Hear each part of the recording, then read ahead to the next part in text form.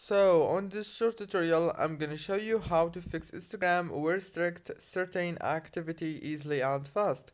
Hello guys, so all what you wanna do is open your Instagram like this, go to your profile and go to the top corner, click on those three lines, click on the settings like this, click on this help option and click on report problem without shaking.